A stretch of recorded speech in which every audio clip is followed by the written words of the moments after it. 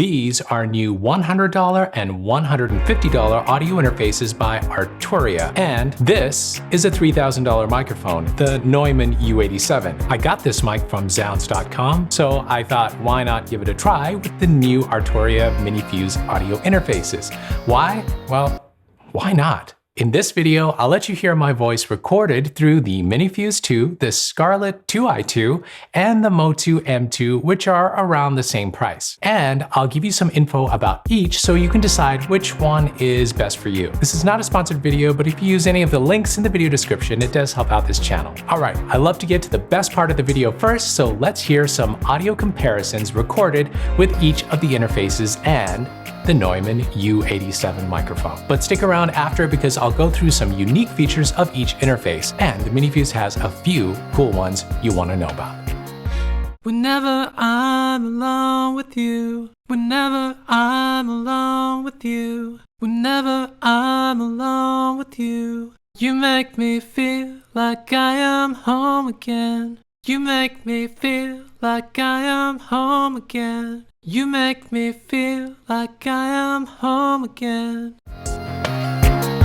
Whenever I'm alone with you, you make me feel like I am home again. Whenever I'm alone with you, you make me feel like I am whole again. So what do you think? Did you pick your favorite? Pretty similar, huh? In my opinion, the MiniFuse and the MOTU M2 have the edge. They both sound great, full and thick. Whenever I'm alone with you, you make me feel like I am young again. Whenever I'm alone with you, you make me feel like I am fun again. So here are some pros and cons of each interface's features. But if you're already sold on one of these, use the links below and go get them. Thanks to Sounds for sending me this mic. You can get this mic and the Arturia MiniFuses from Sounds. I'll include links to them in the video description below, and of course, the other interfaces you'll see in this video. Let me tell you a bit more about the Arturia MiniFuse interfaces first and a super unique feature they have. The MiniFuse comes in 3 versions. The MiniFuse 1 has 1 input and costs $100. The MiniFuse 2 has 2 inputs and costs $150. You can use the inputs to connect a mic, guitar, or other instruments. There's also a MiniFuse 4 coming out soon. They also come in 2 colors, black and white. There are a couple more differences, I'll go over them in this video. Arturia is really marketing the high quality of sound with these interfaces. In particular, the high dynamic range, the low input noise, and the low distortion. That pretty much means you're getting better sound in, and that should translate to cleaner, clear recordings. They also have a 5-year warranty, which is one of the longest warranties you can get, so they're really betting on the durability. The MiniFuse has a Loopback feature, which is great for streaming. It lets you stream your voice and other audio from your computer at the same time as your microphone. Okay, so what about that unique feature I mentioned? Well, it's this USB port in the back. It's very hard to find these on other audio interfaces. It's actually useful for connecting a keyboard without taking up another USB port on your computer. The MiniFuse is pretty much acting like a USB hub. It's a pretty useful feature. The MiniFuse 2 also adds MIDI ins and outs and a direct monitor mix knob. Okay, so that sounds great, but anything missing? Well, one thing I'd complain about is the input meters. MiniFuse shows your input level with a blinking light on the gain knobs. If it lights up red, it means your input is too high and you're clipping. Not as easy to read as some other interfaces with meters. The MOTU M2 has a nice color screen to handle this, and even the Native Instruments Complete Audio 1 and 2 have nicer meters. But Arturia did include nice meters for output. By the way, if you're new around here, I'm Sanjay. I have lots of videos about music production and gear reviews on my channel. Consider subscribing if you haven't already, and hit that like button too. Alright, right, let's get to some interesting details about the Scarlett next. Okay, so what sets the Scarlett 2i2 apart? Well, the Focusrite Scarlett 2i2 is a very popular interface, and the new Generation 3 has a cool air feature that adds some flavor to your recordings.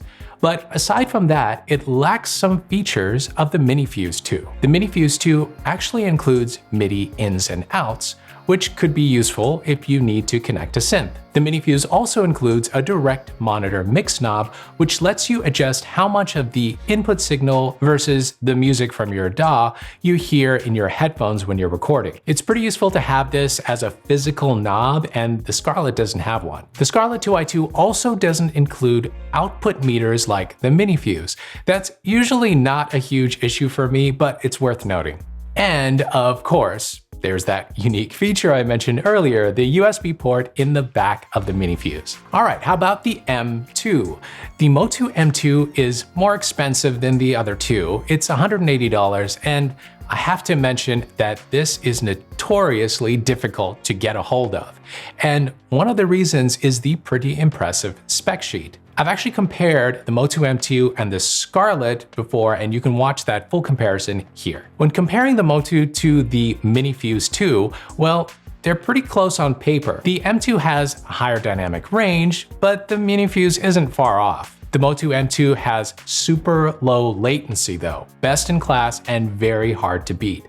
But the M2 doesn't have that physical monitor mix knob that's on the MiniFuse 2. And of course, that USB hub feature. Hey, the USB hub thing might not be a big deal to you, but I kind of like this feature. Now, the M2 sports this very cool screen, and I have to say it's useful and looks great too. One big disappointment is the MOTU M2's included software package. It's just not up to par compared to others at this price. Arturia pretty much blows it out of the water. More on that later. Okay, I want to cover a few more things that I get a lot of questions on.